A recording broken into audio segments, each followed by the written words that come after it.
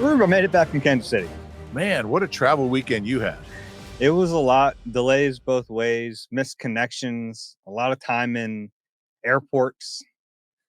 Saw most of that O'Hare Airport this weekend. Dave actually rented an electronic bike to get back from Chicago. I almost did. How long did it take to get back? Yeah. Well, my initial flight was at 6 a.m. leaving Kansas City to Chicago. We didn't leave until like 11. The pilot was sick, apparently. Oh, wow. Yeah. I think he probably made the right call. I would have tried to fly that plane. Really? At that point, yeah. How sick was he? Was it like... I don't know. I didn't ask follow-ups. I should have. I had the fish. I want to see a... like airplane, right? Did Gotcha. you have the fish? I had the fish. Love that your movie references are... Yeah, Spinal Tap, airplane. That's about it. This is the Eagle Eye Podcast, by the way, brought to you by Nissan, Reuben, Frank, and Dave Zangaro. I'm back. I'm glad you're back. The Eagles are 2-0. Big game against the Rams coming up on Sunday. We're now like in the thick of the season already. Week 3, is that the thick? I feel like once you get through a couple weeks, yeah, now you're in it. Yeah, I guess so. I guess it's the thick. This is a tough game. Their offense, they have a lot of weapons. They have a quarterback who's been trouble for the Eagles, a team that, boy, they really came into the link and played them very tough in the playoffs last year. Came down to a couple plays. Jalen Carter made it to the very end. Superman at the end there. He was. And it's a tough matchup. And I haven't made my pick yet, but they have to play better if they're going to win this game. Yeah, I agree with that. And then that's kind of the tightrope we're going to walk on this podcast a little bit, because they've done some really good things through 2 weeks. They won in week 1 against a Cowboys team that might not be very good, but that's a tough win. You got to win week 1. Weird things happen. Division game. And then week 2, they go to Kansas City. They beat Patrick Mahomes, Andy Reid, and the Chiefs, who just don't lose a lot in Arrowhead. And say whatever you want about the Chiefs, and maybe they've fallen off, but that's another tough win. So to start this season off 2-0 is great. It's important. But there are clearly things that need to get cleaned up. Yeah, it kind of reminds me, and I hate to say this, but in 2023, when it was like, they don't, all they do is win. They just find ways to win.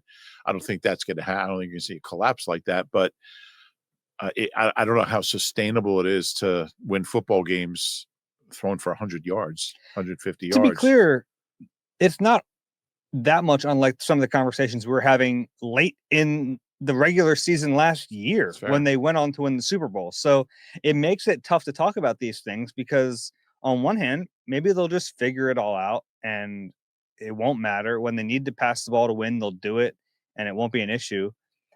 And that's like, we saw the proof of that last year.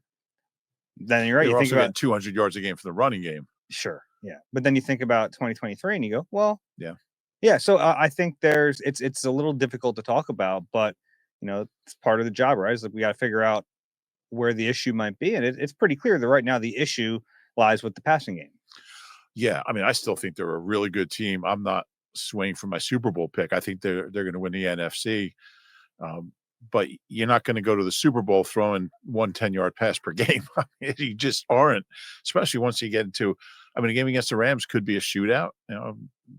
They play a lot of games in the 30s. I don't think Vic's group is going to give up 30, but you have to be prepared to make some plays down the field. And it's just been really frustrating watching this offense. And I think it's a little bit Patullo being not aggressive enough, a little bit of Jalen, maybe not taking, I don't even see risks, but just opportunities when there's something there and somebody's not wide open. But we've seen certainly AJ and Devontae both, win 50-50 balls. They become 90-10 balls with those guys, close to it. But then, and it's like Kevin Patullo said, you got to, what's the right time to do that? And if you're in a close to the vest defensive game, which really both these games have been, those are not games where you want to take risks. So I get that. So it's a tricky thing. And, he's the fine line, which, we'll talk about Carson later, but that was his catchphrase. But, you look at and you made the point of what was the difference in the Dallas game? It was the fumble. It was the Miles Sanders fumble. And then they go down and score. I mean, that prevented a touchdown pretty much. It's a 10-point turnaround. And it was the turning point in this game. It was the Makuba's pick. So, and 41-yard return to set up touchdown, the Hurts touchdown. So without those two takeaways and no turnovers, you probably don't win either game, quite likely. So maybe being, maybe not taking chances in those games made sense. Yeah, and it honestly was one of the biggest questions coming into this year, where they would fall on that scale of conservative to prevent giving the football away versus aggressive enough to hit the explosive. And it is, there's definitely a juxtaposition here, because Nick Sirianni always talks about explosive plays and winning the turnover battle. Well, those two things conflict a little bit at times, right? So I think they have to find a little bit more of that balance. And in the postseason last year, they were doing both. Yeah. Which is rare. It's hard. Yeah, I think you have to try to find that balance without being reckless with the football. There's a difference between aggressive and reckless, and dictating your terms versus tossing the ball up willy-nilly and hoping that your guy comes down with it, which in some cases is still the right play, because you have guys who can come down with the football. And we saw that when Devontae Smith did get that chance against McDuffie, who's one of the better corners in the NFL. So the numbers kind of bear out what we've seen with our eyes. If you think this team hasn't attacked down the field, you're right. I mean, I had the numbers in front. It's just 238 passing yards so far. In terms of average depth of target, Jalen Hurts is at 5.9 yards.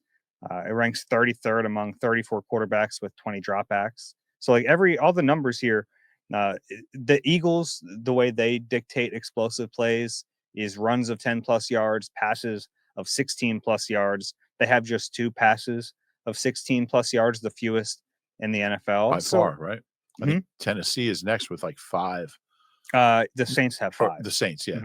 Yeah. So, it's the numbers bear out what we've seen with our eyes. Now, it's a small sample size, and it's a 2-0 sample size. So you take it all with a grain of salt, but at some point they will need to throw the ball downfield a little bit more. Yeah. And a lot bit more, honestly, at times. Yeah. And I think this is one of those games coming up on Sunday at the Link. I think that's going to be a game where you're going to need to do it. And just for the sake, I mean, last year they averaged, I think it was 8.2 10-yard pass plays per game, which is the middle of the pack. They just didn't, they didn't throw that much. But I think to be this conservative without running the ball well, and they've run the ball okay at times, I guess. It's been more of a grinded out run game so far than the big explosives that we saw last year. And the explosives are going to open up the run game. When you're thrown to deep, you're going to be able to run the ball. So the whole thing just hasn't really clicked. It's clicked enough that they scored enough points to win. And look, 24 and 20 points. It's not like scoring 6. So, and KC's, like you said, it's a really tough. They've lost 13 games there. It's 14 now when Patrick Mahomes is their quarterback.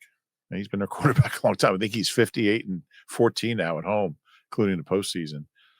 So, yeah, it's a weird thing. They've done some things really, really well. And, both of those big plays, the 51-yarder to Dotson and the 28-yarder to Devontae, came when they just really needed a big play, and they've gotten them. So, it's like, how critical can you be of a team that's 2-0, that's scoring when they have to score? That's, I like the way they ran out the clock on Sunday. When they had to get a couple first downs, they did. They're really clutch, and those big moments sometimes they're all you need, but there's going to be games where they need a lot more. Yeah. And we kind of get into this thing. We've done this now for years, the blame game of like, why isn't it working? And I think the easy answer is Kevin Patullo, but I don't know, like these issues have been around longer than Patullo has been in that chair. So I think that's, that's probably not fair to him, but obviously he's a part of it. He's the offensive coordinator now. He's calling the plays on game day. And I think there has been a level of predictability to this offense through 2 games. Again, small sample size. And, if you have tendencies, you're able to break them at certain points too. So like, I think we need to see that a little bit. Yeah. A little more variety. And you'd like to see AJ get the ball somehow different than just slant. Yeah. Well, they did have, and Patullo confirmed that the first play in Kansas City was a shot play, and it would have probably worked had protection held up. I believe it was Grant Calcaterra had a block that didn't go very well on that one. I mean, that never happens, Dave. He's just terrible. And I think he's a problem. Look, they had problems with Goddard in week 1 getting the ball down the field, but I'd like to see a little more Cam Latu. Played 6 snaps. Maybe a little less. He looked really good as a fullback. Yeah. A little less Grant Calcaterra. Hopefully they get Goddard back. I don't think Grant Calcaterra should be. What did he play? 89% of the snaps or something? I'm not sure. I mean, he doesn't give you enough in the passing game and he's such a liability in the blocking game. I'm not blaming. I just think there's a lot of reasons. I think he's one of them. Okay. Yeah. Probably not near the top of the list for me, but the first play, like if they hit that first play of the game, maybe we're looking at this way different. Maybe. And again, Spags blitzed a lot on Sunday, more than certainly he did in the Super Bowl. And, when you're not going to stand there and try to throw the ball deep when you got 5 guys in your face. I mean, the Devontae play was one of the things that made that so beautiful, was that there were 5 guys.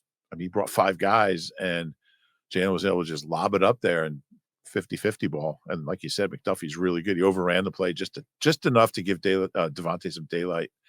It was a great play. And when teams do blitz, that's what you have in your back pocket. If you're not just going to hit a hot, like you're going to have man coverage and you have guys who can go up and win the football, whether it's AJ or Devontae. So, and we saw earlier, I mean, the play to Devontae where he landed on his back, that was a 50-50 ball and he had a chance to come down with that one too.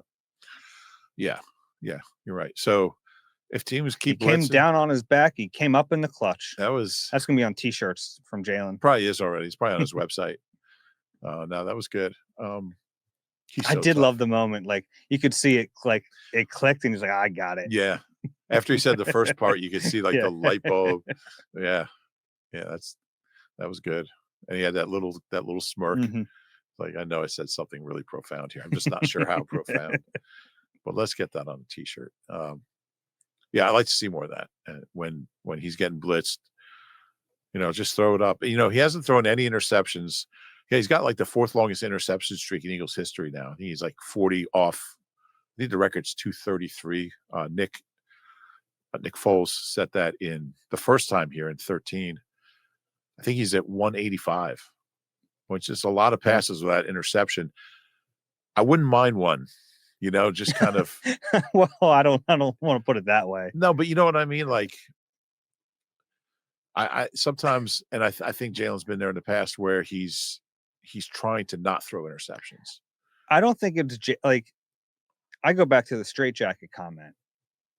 I don't think it's Jalen. Like, I think it's a conservative game plan to limit throwing interceptions and to protect the football. And it's hard to argue against that because they're 2-0 right now. And in 2 games that are tight, that, Patullo's right. Like the turnovers in these 2 games have led to the difference in the football game. So I get it. If it's a sliding scale, you'd like to slide it just a little bit more toward aggressive. Yeah, I do think Jalen has a role in that too. I mean, there's certainly, because the play calls have a deep read and then a mid-range read and then a short read. So there's options built into the plays that he can be more aggressive too. I agree with you about Patullo. But for me, the coaching doesn't end with the play call. To me, maybe it's all Jalen. I doubt it based on what we saw early last year. Anything. Yeah, but I don't think it's like a lot, Jalen. When you look at how the beginning of last year started and then how it went after that, where you didn't turn the football over, and then you add in the straitjacket comment, which I think was very telling.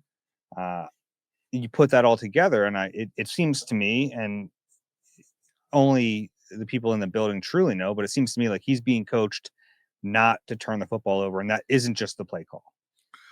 It could be. I was looking at this. The Eagles, and like again, the big caveat: they're winning football games, so it's hard to fault them completely. And it's almost like an infuriating situation to be put in for us because we did this last year, and then when they needed to pass the ball, they did, and they won the freaking Super Bowl. But we also expected that. I mean, we kind of knew they had that. Well, sure, you have AJ Brown, you have Devontae Smith, you have a good offensive line, you have Jalen Hurts, you have all these weapons. That's why we're even talking about this in the first place, because we know they have the potential to do it more consistently and better. There's some crazy turnover stats. Like they're 18-1 in their last 19 games. In those 19 games, and I don't have the exact numbers in front of me. It's something like they have like 3 turnovers and 22 takeaways. I mean, they've gone 9 straight games plus 1 or better. So they've won the turnover battle 9 straight games. It's one of the longest streaks in history. They just never turn the ball over, and they never lose. So maybe that's a sensible approach. And I think in these first 2 games, there's something to be said for it. They were close to the vest defensive battles. I don't think either team had really found themselves. Now, if Mahomes came out firing and, put up 21 points on their first 3 drives, yeah, maybe it's different. But I think a lot of it has to do with the confidence they have in the defense. And defense is just not going to give up many points. Yeah, it's a winning formula right now. Will it be in a month, in 2 months? Maybe not, probably not. But will it be Sunday? I don't know. Yeah, so that's a fair question. Tough opponent coming into town. Yeah. Anything else from Kevin Patullo? We heard from him on Tuesday afternoon, I believe, by the time he got up there. Yeah, because he was after Michael Clay. So, yeah, it was probably about 10 after 12, 5 after. So, yeah, Tuesday afternoon. Moody Blues, right? Tuesday afternoon. Wasn't that their song? I think I thought he handled the situation well. He didn't back down from any of the questions. He was asked some tough questions. And I would say take a listen to his presser. It's up on our website. It will be up on our website soon. Maybe answer some questions and kind of get a sense of I'm not absolving him of blame for what's happening entirely, but I thought he did lay out the case pretty well for why they're playing the way they're playing. Yeah, one of the big questions were about the condensed sets, because they're not really spreading the formation out very much. And against a team like the Chiefs, it seems like, hey, that plays into their hand a little bit, because they can, load the box. They can have blitzers come from anywhere. His reasoning for that was to try to get some advantageous matchups out of those sets. And I don't know if that really happened in this game, but at least he answered the question. Yeah. Yeah. Got asked that a couple times. Yeah. And as far as the predictability in terms of, formation and run pass, obviously right now it's very skewed. I think a 2-game sample is probably not enough to go crazy about that, but it is it's a little alarming when you see the percentage of pass from shotgun, the percentage of runs from under center and pistol. It's glaring right now. Let's see if he breaks those tendencies in key moments. That was one of my favorite phrases. Was that a Shane Steichen? You have tendencies to break them in. That was who said? I think it was Kellen Moore. Kellen Moore. Yeah. I think it might have been Kellen Moore. You create tendencies to break them in big moments. Yeah. Or I'm paraphrasing. So let's see if he does that. Yeah, he better. You're right. He better. I asked him about the tush push, because it's all of a sudden a hot topic again, and I understand. The big thing now is that how could referees possibly officiate this play? This is impossible to officiate, so it has to be gone next. The goalposts keep moving on this. But I asked him, are you worried that the refs are going to call it closer? And he got a little shot in there and said, well, the defense is aligning off sides anyway. So yeah, that was pretty good. That was good. Did you have a chance to look at they ran it 7 times. Mm-hmm. The one was negated by a penalty on the Chiefs. They took the penalty because it was more yards than the run. But the one before the touchdown, when he did not get in and Nick challenged it, did you have a chance to look at that? Yeah, I thought he was in, but I think it was tough to tell. Okay. And, the big issue now is the guards moving early. And we saw the replay. They moved. Yeah. They went. But I don't understand why that's that's just the refs missing the call. Right. They can miss the call on anything. And like the way the goalposts have moved on this whole tush push debate is crazy to me. Like it started off, it's a health and safety issue. Oh no, now it's aesthetic. And now the new talking point is that the referees can't possibly officiate this play correctly. Yeah. It's people are acting like the Eagles invented the quarterback sneak. Like yeah. That's the craziest thing about all of this is like eliminating the part of the rule that would allow the push element of the play does absolutely nothing to negate the possibility of a guard moving early on a quarterback sneak, a play that's been around forever. Yeah, the thing people are complaining about now has nothing to do with the push aspect of the What play. are we talking about? Yeah. The Eagles would be very good at quarterback sneaks. Like it's crazy to me. And now it's getting all this attention. And I finally heard Dean Blandino's comments. What a doofus. Yes. He's done with the play. Yeah. I'm done with Dean Blandino. He doesn't bring anything to the broadcast. Get better officials if you don't like the way it's being officiated. It's crazy to me. Like that's like saying, the officials don't know what defensive pass interference is. You're no longer allowed to throw the deep ball because they just can't. That's what Kevin Patillo heard. They can't officiate it properly. So you're just not allowed to throw 50-50 balls anymore. Well, the Eagles don't, so it wouldn't affect them. Isn't that the same thing, though? It is. Totally. Like we're talking about the refs aren't able to do their jobs because of a play. Well, there are plenty of plays where they screw up calls. Yeah. Like there's no question that the Eagles guards were moving early. All right, then call it. Yeah. But if you call it, keep an eye on where the defense is because they are definitely in the neutral zone. No question. It's become tiring, and I think we all see where it's eventually going to go. The league's going to find a way to. That's what I said in May when they've barely voted to keep it. I said it's going. It's eventually going. I think Nick knows it. I think the Eagles know it. They're going to run the hell out of it this year. They got like a bonus year of Tush Push. Yeah, and they're going to run it because it's effective. They're going to be good at quarterback sneaks without the push. That's the craziest part about this whole thing. Does the push help? Yeah, of course it helps, but they convert those without, and part of it is because the guards moved. If you don't call it, it ain't a penalty. Yeah. It's like we get back to, and it's funny that the Chiefs fans are complaining about it when we saw Juwan Taylor take the Lane Johnson jump to like the 10th degree and going super early. And does Lane false start? Not if they don't call it. Like that's this. What are we talking about here? Yeah, I just hate the goalpost moving on it. I'm totally with you, but I also think this is the last year we're going to see it in this form. Do you think they'll be good? Oh yeah, without it, yeah, absolutely. I one of the last conversations I had in the locker room with Jason Kelsey, his last year playing, was let him get rid of it. We didn't know he was retired, but he's like, we'll still be really good at it. If people think we're not going to convert those, he's like, because a lot of it is Jalen.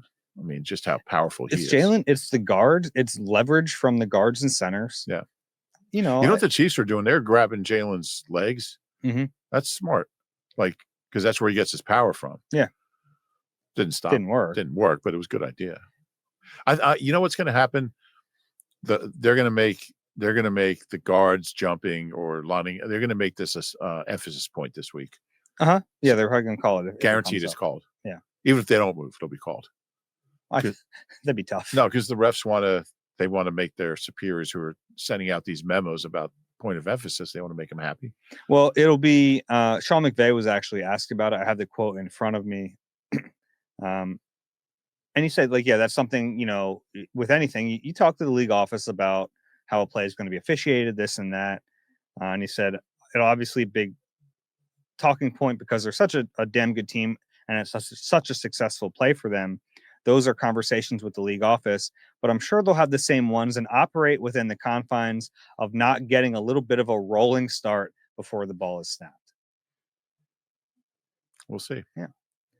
I think if you're the Eagles, you do have to be super aware. You have to play it as down the line as you can, especially this week. All eyes are going to be on Tyler Steen and Landon Dickerson, making sure they're not getting that jump. I also think has it ever been called? Those guys probably feel pretty confident in, getting a little head start because they know it's not going to be called. It's like the Kelsey thing, his final year, moving the football. He finally got called for it after, a lot of warnings about that play. He pushed it until he couldn't push it any farther. Yeah. That's what you do in sports. Yeah. You get away with what you get away with. Yeah. It's like, it really does remind me of the Lane Johnson jump set, right? Like, if they're not going to call it, he's going to keep doing it. It's not a penalty. Yeah. I'm almost just like, ban this stupid play. So to talk about it anymore. Talking about it. Are you almost there? No, because I like to play. I mean, it's going to happen, but you make a great point that they just keep finding new things to whine about. And that was like, it comes down to the Eagles are really good and they don't like it. Yeah, at the owners' meetings in Florida, in I guess that's early May. Yeah. Late, I don't know when that is. No, late March. I think late March. Late March. The vote was in May at the second vote. Yeah. Yeah. But the early one, when it got tabled, Rich McKay, who's the competition committee chairman, we're in that press conference asking him about health and safety because that was the farce of a reason they gave for putting up the rule change proposal. And that was the first time he brought aesthetics into the conversation, which we knew wasn't part of the conversation, but that was the first time they admitted it. And it's like, okay, like now we're just moving from position to position. Still no injuries, by the way. Yeah. So like, all right, well, we can't use that anymore. Let's go to aesthetics. Oh, that's probably not a good enough reason. Oh, the referees, we got to help our these poor referees can't officiate this. It's insane. Why can't they officiate it? I don't get that. I don't get it. If anything, it's like everyone's right there. Yeah, you would think like you don't have a deep ball would be harder to officiate. You got to sprint down the field. These 75-year-old guys on the line. Trying to keep up. You can see down the line. You can. Yes, you can. It's crazy. It should be the easiest thing in the world to officiate. Just look. Makes me lose my mind. All right, let's take a break. When we come back, I want to talk defense. We heard from Vic Fangio, and we'll get a little special teams in the mix as well. You deserve a car that thrills you, a car that puts goosebumps on your goosebumps.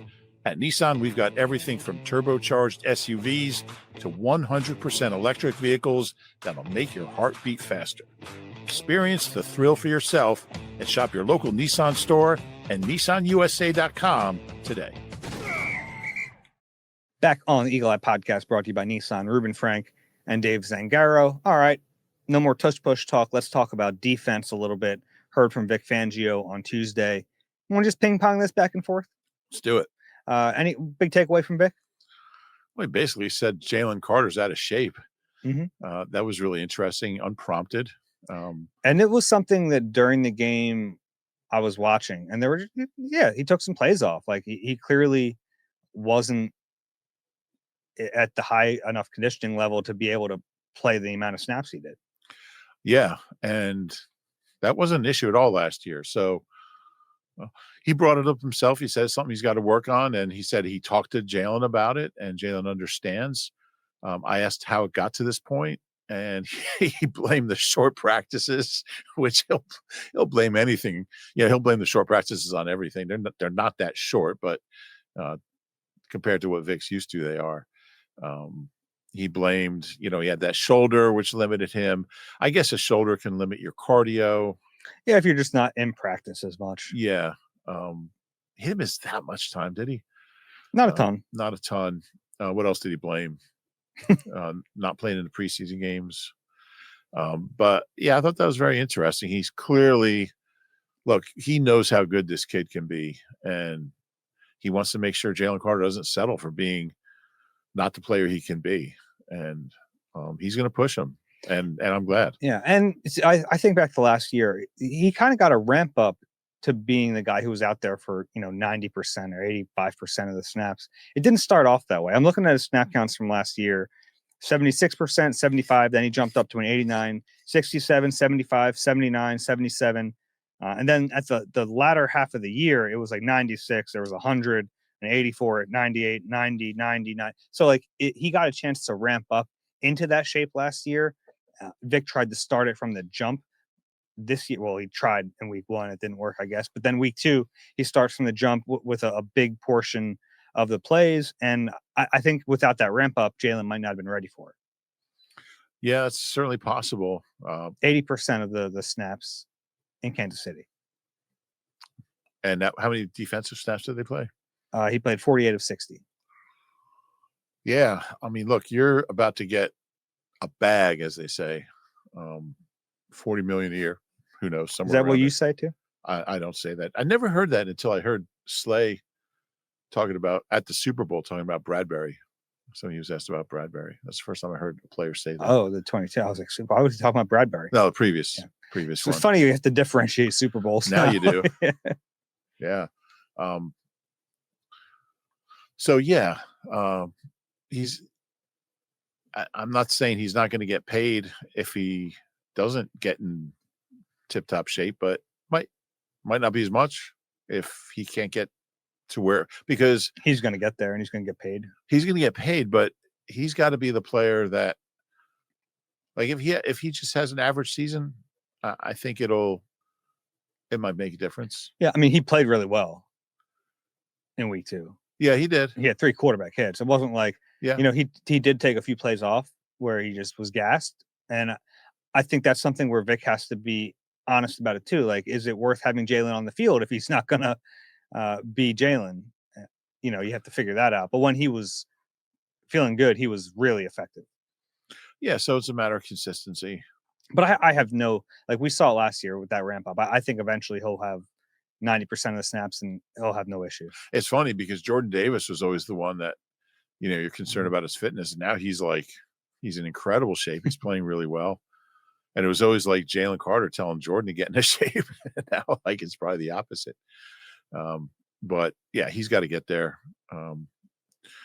Sounds like he understands that. And I think these guys respect Vic so much that he can be, coach him hard and be tough on him.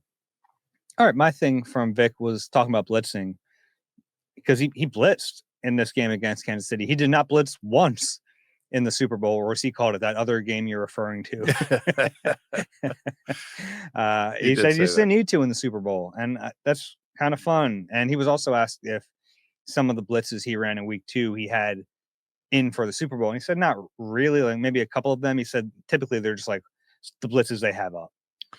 Yeah. And I mean, 2 of their best pass rushers in the Super Bowl or in that other game you were referring to were Milton and Josh Sweat, who aren't here yet. Now, I think they have really good pass rushers, but they haven't, and I don't think they're playing poorly. I think they pressured really well. But part of that was some timely blitzes mixed in there. Do you have the numbers on how many times he blitzed? Was it? I think it was 11. Yeah. I don't have it in front of me, but I think it was 11 in that game. I can pull it up. Yeah. But like a significant amount for him. Yeah. I thought most of them worked. I thought they, and I thought they covered well when they did blitz. Mm-hmm. I thought I thought the coverage was better. Because against that quarterback, it was 11 times. You got some man coverage back there. 29%. I think when that the Chiefs don't have elite skill players on the outside, you can do that. Mm-hmm. Another thing from Vic for you? It's about Adoree Jackson. Mm-hmm. Speaking of coverage, corners, outside. How did he phrase it? He said he played better. What do you say? Hopefully he can use that to jumpstart into becoming a good corner for us. Yeah, for us, something like that. So the phrase "damning with faint praise" comes to mind. Look, Adoree did play better. He did. He did also fault him for a blown coverage not blown coverage, just didn't carry his coverage on the deep ball that was incomplete.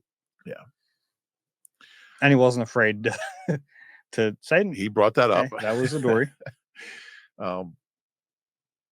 And yeah, and that's why I kind of thought it was a good idea to play Adoree Sunday, just because you just don't want to get into this. All right, it's going to be Keeley, it's going to be Ja'Cory, it's going to be we're changing every week.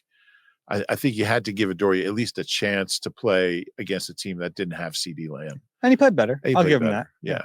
But I still don't know if the ceiling of this defense is with him at cornerback. I totally agree.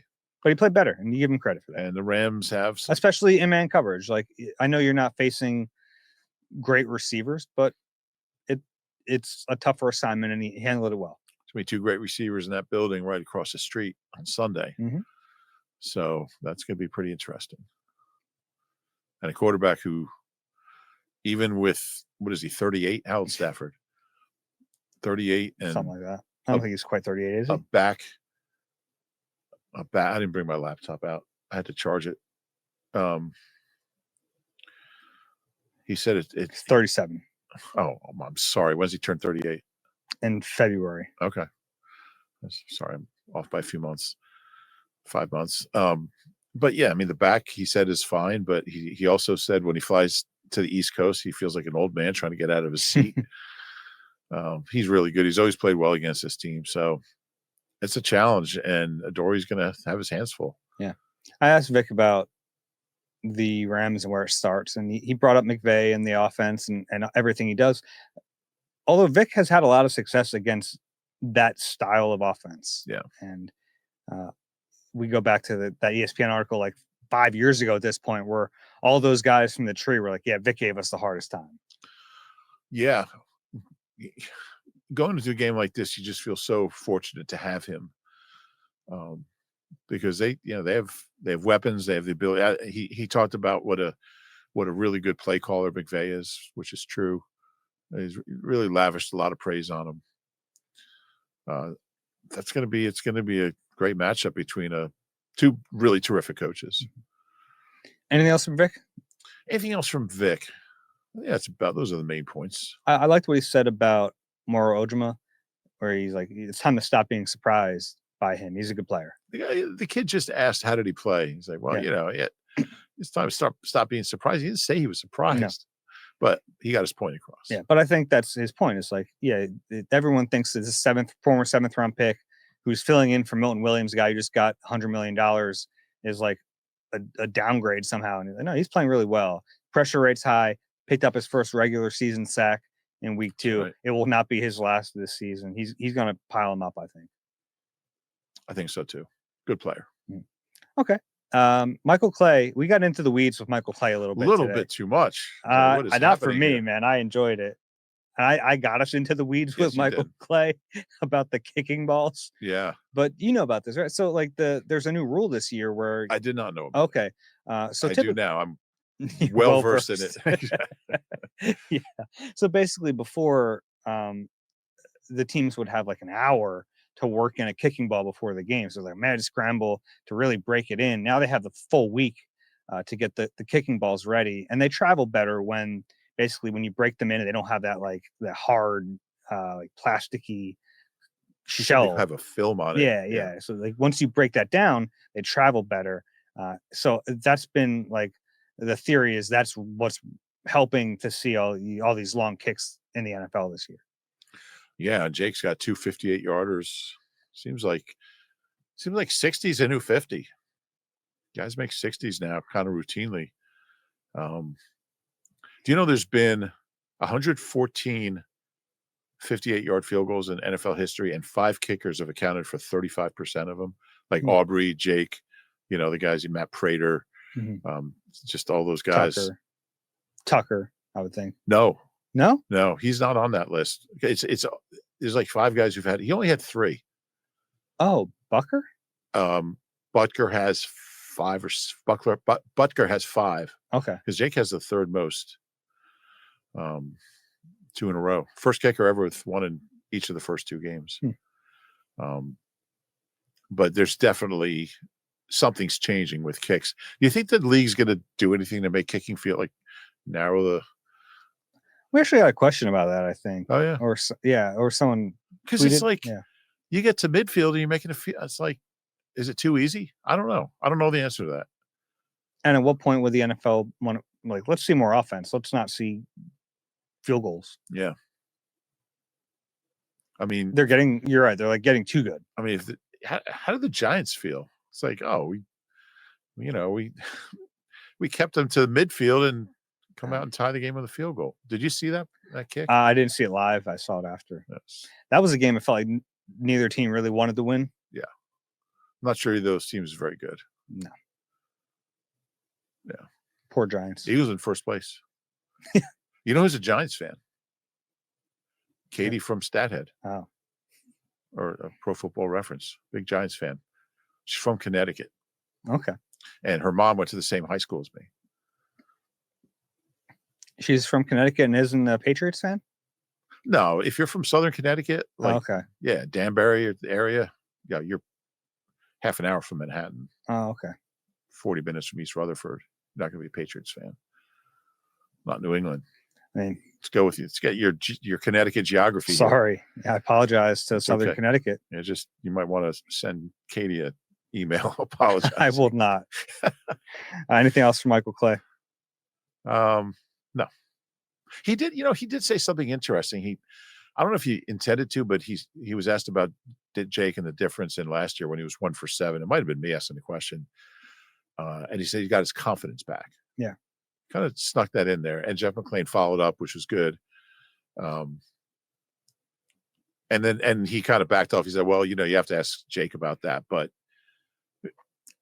it doesn't surprise me if his confidence was a little down after going 1 for 7 and missing his first 6 from 50 and out. Something's changed for him. So it'll be something to ask Jake maybe this week. Yeah. And Jake will tell you, I've always been confident. I don't really get too high, too low. Yeah. So it's funny. I like Jake. He's a nice guy. Sometimes when a game comes down to a field goal, you go, oh, man, it's going to be tough for us in the content world to talk to Jake. Yeah. I don't know. The operation was smooth. Operation was solid. He's a weapon, though. Yeah. If he's back to being him, absolute weapon to have. Yeah. All right. I think that's all we have from coordinators today. We have a bunch of questions if you want to just hop into those. Yeah, let's do it. Let's do that. All right. Eagle-eye at NBCUni.com. We'll leave that QR code on the screen. And we did have a bunch of questions about Patullo and the passing offense.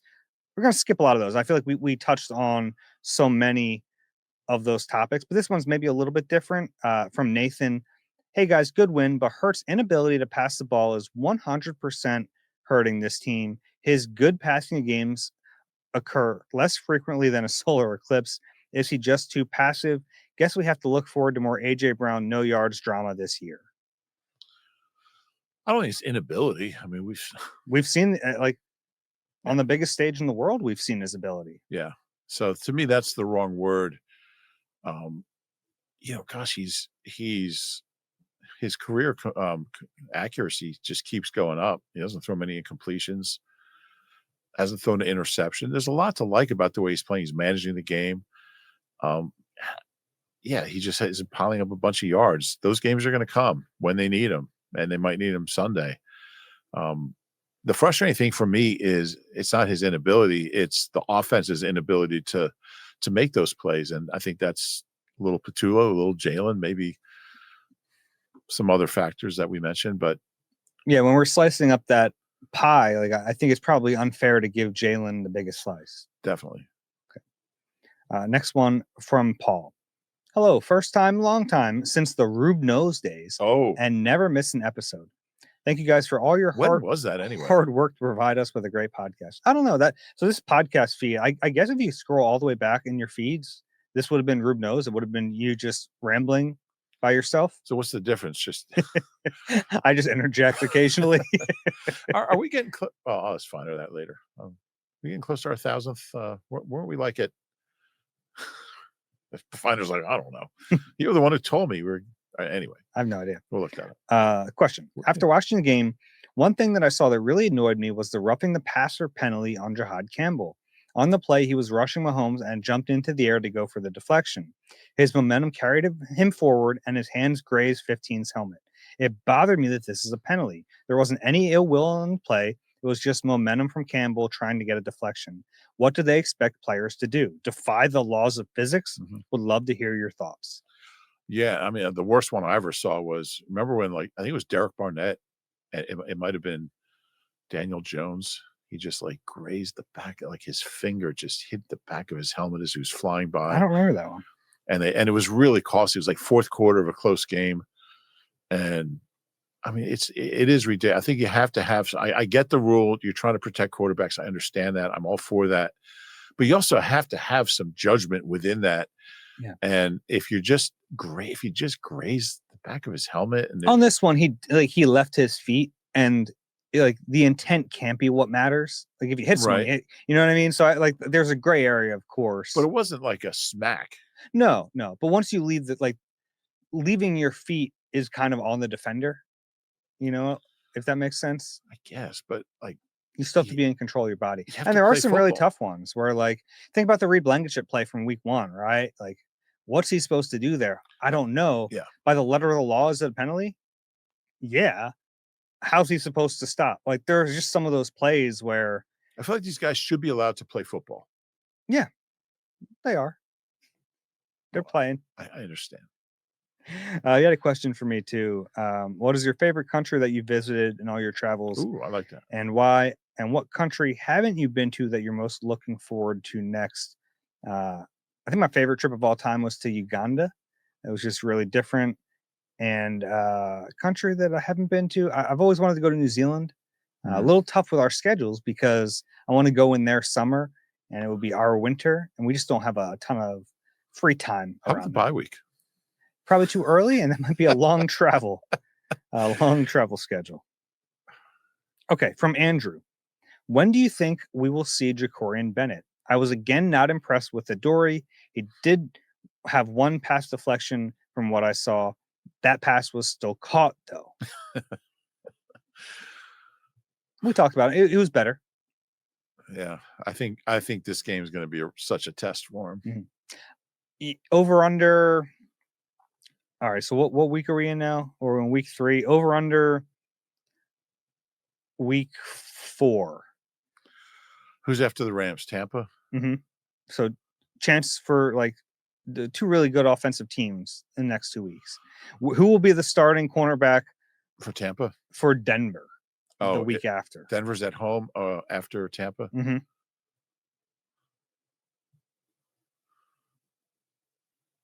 I'm gonna say Adoree. Okay. I mean, there's something holding Vic back from playing Bennett. Yeah, and look, we haven't seen a ton of Jacorian Bennett. Yeah. So Vic's got eyes on him in practice. So you kind of give Vic the benefit of the doubt. Yeah. But he also, it seems like every chance he gets, he's not thrilled about Adoree Jackson, right? Yeah. Like going back to I don't know how he got him. I didn't take a look at him. That was great. I don't know. He just one day he was here. Nobody asked me about him. Gosh, Mike Evans waiting in the wings. And their quarterback's really good, playing really well. Maybe he's just down on Jacorian Bennett. Maybe he thinks he's not ready. Maybe he thinks he's a worse option than Jackson. I don't know. I just think Keely's got to feel like I had such an opportunity to think that Keely's worse than Adoree, which he was this offseason. I mean, this preseason. He was worse than Adoree Jackson. I wonder if he'll get another chance. He might. Things would have to go poorly. Because he's clearly not the next guy up. No. So it would have to go bad for Adoree and then Jacorian, then maybe even Mac McWilliams, the rookie, who might at some point be in the mix. Yeah. James Bradbury, free agent. Bring him in. Try out. Next one from Ray. Hey guys, huge fan of the pod and found this back during COVID time. Wanted to get some perspective / insight from what you guys are seeing on the offensive side of the ball. During training camp, did it look this bland? Just watching the game today, it reminded me of 2023 watching the Brian Johnson offense. I'm going to enjoy the win, but I remember feeling that way back in 2023, and we all know how that turned out. Yeah, I think it's fair comparison. I mean, early in 2023, they actually got off to a decent. I mean, they were 10-1. The offense wasn't great. Probably better than this passing offense. I think this is going to be a really good test Sunday, and we'll get it. Like if they're stuck in the mud again against that team, I think their defense is okay. I think they're pretty good. Got some good young players, but if we see the same thing, I think there's real cause for alarm. I like the part of this question asking about training camp. Like, did we see any of this coming? Maybe a little bit. It was, they weren't super explosive offensively you're right. in training camp, but I hesitated to make that a big takeaway because they were without AJ Brown for a lot of it. They were without Devontae Smith for a lot of it. So it was tough to really know what to make of that. But yeah, I don't think they hit on as many shot plays in camp this year as they have in previous years. Yeah, there's no question. There weren't many at all. There's some days they didn't take any. So maybe this was all part of the plan. Also, you never quite know what they're working on in training camp at a practice, and so it's hard to draw conclusions. I thought Jalen was pretty sharp this summer, mid-range. That's the thing I'd like to. I mean, we talk about the shot plays, but you can throw a 12-yard pass too. I mean, how many passes do they have between 10? They have 3 over 10, right? The 13-yarder to Devontae, the 28-yarder to Devontae, and the 51-yarder to Dotson. That's it. So there's one completion between 10 yards and 25 yards, and that's a big chunk of the field. Kind of shocking. Yeah, it is. First time since 2003. They've had this few 10-yard plays through 2 games. 2003, gosh, that they lost to Tampa in the opener here. That was the first game at the Link. They got shut out, and then they lost 31-10 to the Patriots also here. Donovan had a bad finger injury he was playing through. They made the NFC Championship game that year. They obviously got the offense going, but it was a really bad start. Kind of reminds you of this year. This is a question I was talking about earlier from Chris. Jake Elliott looks like his old self with 3 field goals already over 50 and 2 being from 58. It isn't just Jake, though. Kickers are routinely making plus 55 and 60-plus yard field goals. In the offseason, do you think the competition committee would consider narrowing the field goal posts and or raising the crossbar to make it more difficult in the kicking game? I think the competition committee has shown that they'll introduce rule changes to. There's been a number of significant ones. I think first they would have to think it's a problem, and I don't know if they do. Like they identify what they view to be problems, and then they try to fix them. It's like, oh, okay, there are no more kick returns. Let's solve that problem. I just can't imagine they want teams to just to make 80% of their 50-yard field goals or 55-yard field, whatever the numbers are. It just doesn't seem like it's a competitive play when you don't really. I mean, and guys will miss them, but man, it's rare. Yeah, and I'm wondering over the course of a season, I want to see more numbers about average start position. But if the average start position moves up and the average range of a field goal increases, we're narrowing the window of yards on the field you need to gain to get into that range. Yeah. So I wonder if those two things in conjunction would make a change possible. Interesting. Yeah. I mean, basically, you get 2 first downs, you're in field goal range. Yeah. Yep. I don't like it. I like offense. Mm-hmm. What would you do? I think narrowing the goalpost is kind of too extreme. Mm-hmm. I don't really know. Maybe move the goalpost back into the stands, like 30 yards behind the end zone. I don't have to think about it. I'm not sure they're quite at that point, like you said. But I do think that the league would rather see maybe take away those kicking balls, like they just reverse that ruling. Yeah, I mean, I know specialists will be mad. They've fought for that for years. Yeah. Narrow the hash marks. Narrow the hash marks? I don't know. Guess that wouldn't really. What would that do? I don't know. Okay. It would force some more difficult angle kicks. Maybe not. You narrowed them? Close them in, not narrow the actual lines. Okay. But I don't know. I'm not sure they're at that point yet where they would take action, but it's something to think about. Okay. Might be getting close. We are 46 episodes away from 1,000. Saw that. Thank you, Tom, for looking that up. So that'll be the way we've been doing emergency pods. That'll probably be in about 3 weeks. I've always been quiet for the last 3 days. How are we going to celebrate our 1,000th?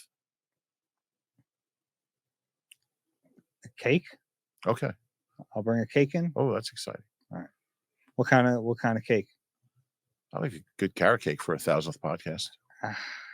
You don't like carrot cake? No. Who doesn't like carrot cake? Like anything, vanilla, a little vanilla cake, chocolate cake. Yeah, I not a carrot cake. Okay. You like a carrot cake? I love carrot cake. I don't get it. Why are we putting carrots in cake? Because it tastes good. And then we're like, that's a lot of raisin in there. Like, no, let's not do that. Carrot cake's delicious. Carrot cake stinks. I don't want to celebrate it anyway. Dino, hey guys, you may have already addressed this either in writing or on the pod by the time you get the viewer mail, but I've been thinking about what improvement to expect from Patullo as a play caller going forward. How long did Shane Steichen take to get really good at it? In my memory, he was really good at it right away, but did it take him at least a few games? No.